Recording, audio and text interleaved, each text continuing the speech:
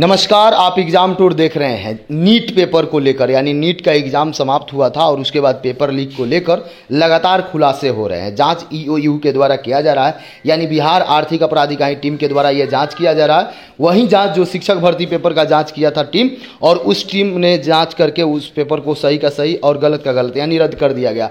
अब इसमें भी जाँच चल रहा है। और देखिएगा, दानापुर नगर परिषद के जूनियर इंजीनियर का पेपर लीक गिरोह से लंबे समय तक का नाता था। 12 साल पहले नौकरी में आया था। नीट पेपर लीक यानी जेई सिकंदर होगा निलंबित। ये जेई के पद पर सिकंदर जो कि निलंबित होगा। ईओयू ने भेजी कुंडली। यानी एक बात आपसे बता दें, अभी वर्तमान समय में जो ईओयू का टीम है, जिस तरीक़ा से कोई भी फर्जीवाड़ा हो उसका जांच करती है, तो 100% सबसे पहले और सबसे प्रमाणित बताया जाता है। और उसके बाद जो भी सज़ा होता है, जो भी दोषी होते हैं उनको सज़ा भी दिया जाता है। नीट प्रश्न पत्र लीक मामले में जिन 13 आरोपी को जेल भेजा गया है, उनमें से सिकंदर यदुवेंद्र सरकारी कर्मी है। वह दानापुर नगर परिषद में जूनियर इंजीनियर है। उस पर जल्द विभागीय कार्रवाई होगी। ईओयू ने संबंधित विभाग को पत्र लिखकर उसके कारनामों की जानकारी दी। उस पर केस दर्ज की आरोपी और स्वीकार किया। विभाग को अवगत कराया गया। सूत्रों को माने तो जल्द ही उसे निलंबित किया जाएगा। सिकंदर लंबे समय से पेपर लीक कराने वाला गिरोह में जुड़ा हुआ है। इसी दौरान वर्ष 2012 में वह नौकरी में आया और समस्तीपुर, देखिएगा यहाँ पे समस्तीपुर विधान का रहने वाला सिकंदर, आगे बताते हैं आपसे, उसकी बेटी एमबीबीएस कर चुकी है। यानी कि सिकंदर की जो बेटी है वो भी कैसे एमबीबीएस की होगी, इस बात को आप समझ लीजिएगा। क्योंकि सिकंदर के जितने भी रिलेटिव थे उसको वह पेपर देने का काम करता था। यानी इसका कारोबार यही था। आप देखे होइएगा, शिक्षक भर्ती पेपर में उसका पिता किसी लीक कराता है और वहीं नीट में उसका बेटा लीक कराता है। यानी कि ये परिवारवाद या परंपरागत चल रहा है कि एक काम उसको करना है, दूसरा काम उसके बेटा को करना है। उसका दामाद भी डॉक्टर है, उसके बारे में भी सिकंदर से पूछताछ की जा रही है। यानी बेटी डॉक्टर और उसका दामाद भी डॉक्टर है। पूछताछ की गई। सिकंदर पहले हुए प्रश्न पत्र लीक के किन किन मामलों में शामिल रहा है, ठीक उसकी जांच ईओयू कर रही है। यानी सिकंदर का टोटल कुंडली देखा जा रहा है कि इससे पहले 17 वाला भी नीट कौन लीक कराया था, ये भी जानिएगा। इसके बाद वह किन किन पेपर लीक कराने में शामिल रहा, चूँकि उसका 10-12 सालों से ये गिरोह चल रहा है। किन किन मामले में शामिल रहा उसकी जाँच ईओयू कर रही है।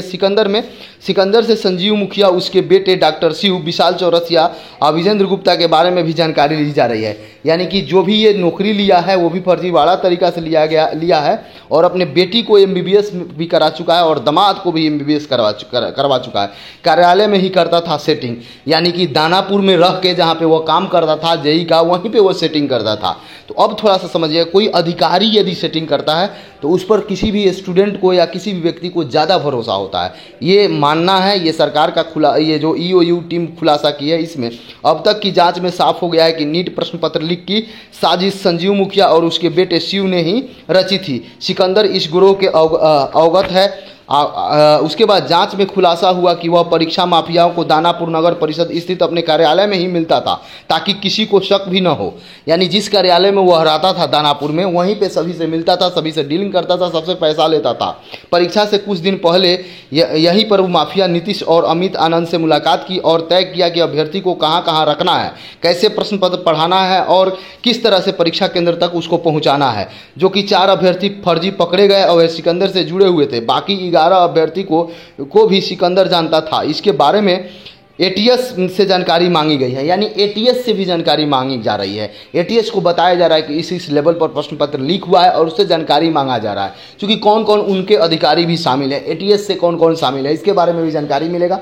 और एक बात बता दें, नीट के जो भी अभ्यर्थी हैं, जहाँ भी आप क्लास करते हैं, ये ड्रॉपर हैं जो है या अभी भी क्लास कर रहे हैं, अपने शिक्षक से कम कहिए कि आप लोग कम से कम नहीं कुछ कह सकते हैं। तो जिस तरीका से ईओयू खुलासा कर रही है, वही बात आप अपने यूट्यूब चैनल पर आके, आप अपने एप्लीकेशन पर आके कम से कम बोला कीजिए। स्टूडेंट के पक्ष में बोलिए। यदि स्टूडेंट के पक्ष में वो लोग नहीं बोलेंगे तो कुछ होने वाला नहीं है। सुप्रीम कोर्ट में भी आप देखे होगा, पीआईएल दायर किया गया और पीआईएल का सुनवाई भी हुआ। और पीआईएल का सुनवाई जो हुआ तो उसमें बताया गया कि रिजल्ट पर रोक नहीं है, लेकिन एटीएस से, यानी कि जो एजेंसी है, नेशनल टेस्टिंग एजेंसी नीट की जो एग्जाम कराती है, उससे और केंद्र सरकार से पूछताछ की जा रही है। जवाब उनके मिलने पर यदि संतोषजनक जवाब मिला तो ठीक है, यदि संतोषजनक जवाब नहीं मिला तो फिर आगे की कार्रवाई किया जाएगा। इधर बिहार में आप देखिएगा, ईओयू टीम लगातार इसकी जांच कर रही है और इधर से प्रतिदिन कोई ना कोई खुलासा किया जा रहा है, जो कि एक पुख्ता सबूत मिल रहा है कि ईओयू को कि नीट का पेपर लीक हुआ है। अंतिम कब तक होगा?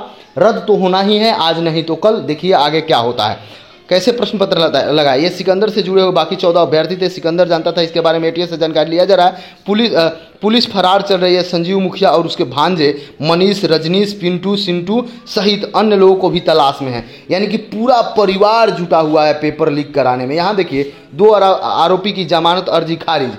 नीट पेपर प्रश्न पत्र लीक कराने में पटना सिविल कोर्ट में एक अदालत के जेल में बंद 2 आरोपी नियमित जमानत याचिका खारिज कर रही है। इससे पहले भी ये जमानत के लिए करे थे, लेकिन कोर्ट वहां से खारिज कर दी, फिर किया, फिर खारिज कर दी। प्रभारी अपर मुख्य न्यायाधीश दंडाधिकारी यहाँ की अदालत ने अनुराग यादव और रानी कुमारी की याचिका पर दोनों पक्षों को दलील सुनने के बाद नियमित जमानत पर सुनवाई करने से इनकार कर दिया। दूसरी ओर आरोपी अमित आनंद की याचिका पर भी सुनवाई हुआ। इसके खिलाफ किए गए सबूतों और उसके आपराधिक मामले इतिहास की जानकारी लिया गया। शास्त्री नगर थाना अध्यक्ष अमर कुमार के बयान पर प्रश्न पत्र लीक के केस में भारतीय दंड संहिता विधान की धारा 407, 408, 409 और 120 बी के तहत दर्ज किए गए हैं। इसमें कहा गया है कि सूचना मिली कि कुछ लोग कदाचार के लिए परीक्षा केंद्र के आसपास घूम रहे हैं। थाना अध्यक्ष के एक वाहन को रोक कर जांच की और 3 लोगों को आपत्तिजनक दस्तावेजों के साथ गिरफ्तार किया। उनकी निशानदेही पर बोर्ड कॉलोनी स्थित डीएवी स्कूल परीक्षा केंद्र से एक परीक्षार्थी आयुष राज को भी गिरफ्तार किया गया। आरोपी ने खुलासा किया कि इस परीक्षा का प्रश्न पत्र 4 मई को 2024 की रात कई छात्रों को दिए गए और उसके उत्तर हटाए गए। यानी कि नीट का एग्जाम सोचिए 5 को हुआ और 4 मई को ही ये प्रश्न पत्र दिया गया। अब क्या चाहिए एनटीए को? अब कितना सबूत चाहिए? ईओयू टीम जिस तरीका से जांच कर रही है, जांच अंतिम होगा और स्टूडेंट के पक्ष में निर्णय होगा, इस बात को आप समझ लें। और नीट का ये प्रश्न पत्र वायरल का मामला है, देखिए कब तक फाइनल होता है।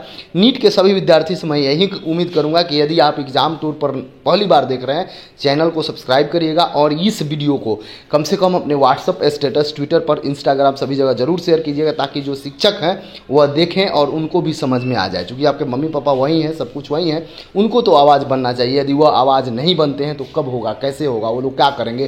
क्या वो भी चाहते हैं कि इसी तरीका से होते रहे? गरीब तबके के जो बच्चे हैं, जिनके पास कुछ व्यवस्था नहीं है, जो मिडिल क्लास की परिवार है, उनके यहाँ से कोई डॉक्टर ना बने, केवल फर्जी डॉक्टर बने। जैसा कि आप देख रहे हैं, सिकंदर के बेटी और दामाद दोनों डॉक्टर हैं, शिव कुमार भी डॉक्टर है। इस सब का डॉक्टरी में पूरा संदेह है। इधर जेई में रहते हुए किस तरीका से काम किए, तो इन सारी चीज़ को रोकने के लिए सभी को आगे आना होगा। केवल एग्जाम टूर के प्रयास करने से कुछ नहीं होगा। आप क्या सोचते हैं एग्जाम टूर के बारे में? कमेंट सेक्शन में जरूर कमेंट करें। जय हिंद।